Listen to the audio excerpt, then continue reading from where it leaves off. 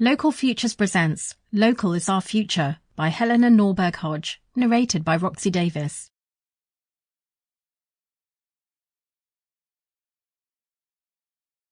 Chapter 1. Reclaiming the Future. For our species to have a future, it must be local. The good news is that the path to such a future is already being forged. Away from the screens of the mainstream media, the crude bigger is better narrative that has dominated economic thinking for centuries is being challenged by a much gentler, more feminine, inclusive perspective that places human and ecological well-being front and center. People are coming to recognize that connection, both to others and to nature herself, is the wellspring of human happiness. And every day new inspiring initiatives are springing up that offer the potential for genuine prosperity.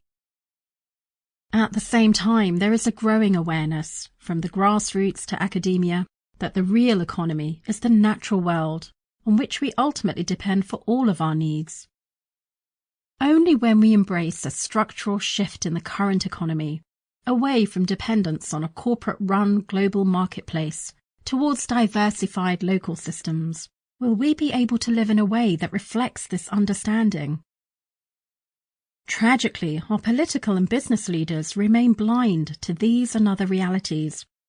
They are taking us down a different path, one where biotechnology will feed the world, the internet will enable global cooperation, and robots will free people from the drudgery of physical and mental effort.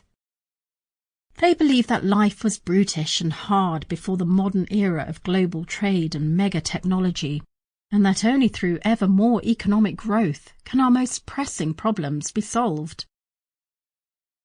A companion belief is that another technology, money, can somehow generate wealth out of thin air. This fantasy is embedded deep within the global economic system, a system built upon trillions of dollars of debt, backed by nothing but more debt. We also have leaders who are convinced that enriching the 1% will somehow trickle down to benefit the poor. They point to arbitrary measures, GDP, per capita income, the availability of consumer goods, whose rise proves that their policies are working. But the reality is that the rich have gotten richer than ever, while the majority must work harder and faster just to provide their families with shelter, education and medical care. The path of progress through technology that was supposed to save us time has, ironically, succeeded in robbing us of our time. We all must work at the speed of the available technology.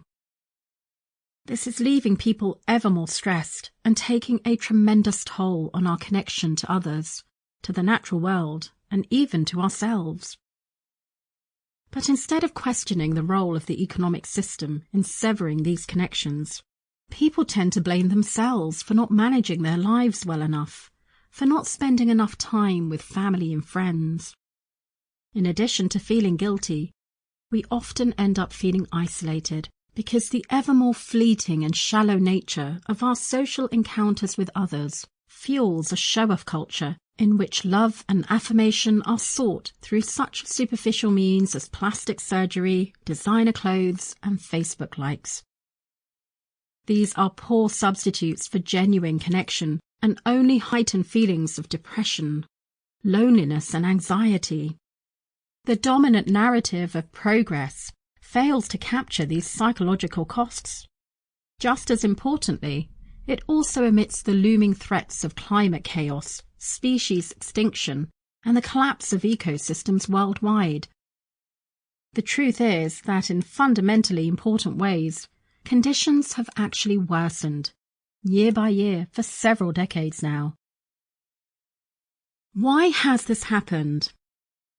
In the last 40 years, the world has undergone a process that has been more momentous than the Industrial Revolution, and yet most of us have been only dimly aware of it.